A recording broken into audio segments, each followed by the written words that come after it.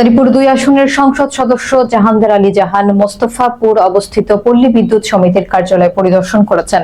সোমবার সকালে তিনি অফিসের বিভিন্ন শাখা ঘুরে দেখেন এবং গ্রাহক সেবায় মান উন্নয়নে কর্মকর্তা কর্মচারীদের প্রয়োজনীয় দিক নির্দেশনা প্রদান করেন। বিস্তারিত দেখুন এস.এম. আজহার হোসেনের প্রতিবেদনে।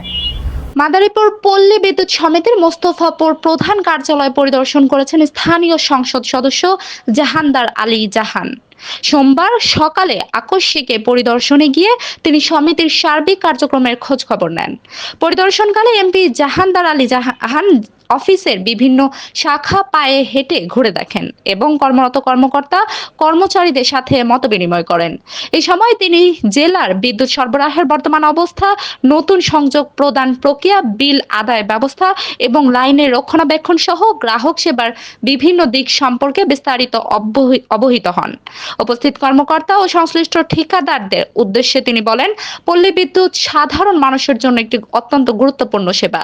তাই গ্রাহকরা যেন নিরবচ্ছিন্ন বিদ্যুৎ পায় এবং কোনো ধরনের হয়রানি বা ভোগান্তির শিকার না হয়, সে বিষয়ে সবাইকে আপোষহীনভাবে দায়িত্ব পালন করতে হবে। তিনি আরো জোর দিয়ে বলেন, গ্রাহকদের অভিযোগ দ্রুত নিষ্পত্তি এবং নতুন সংযোগ প্রদান প্রক্রিয়া আরো সহজ করতে হবে। মানুষের দোরগোড়ায় মানসম্মত বিদ্যুৎ সেবা নিশ্চিত করাই সরকারের প্রধান লক্ষ্য। পরিদর্শন শেষে তিনি কর্মকর্তা কর্মচারীদের গ্রাহকদের সাথে আন্তরিক আচরণ করার আহ্বান জানান এবং সেবার মান বাড়াতে প্রয়োজনীয় নির্দেশনা প্রদান করেন।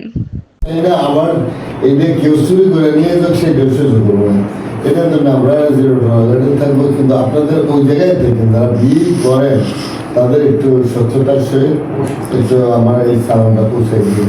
আমি আর কিছু চাই না। ঠিক আছে, তাহলে আমার সময়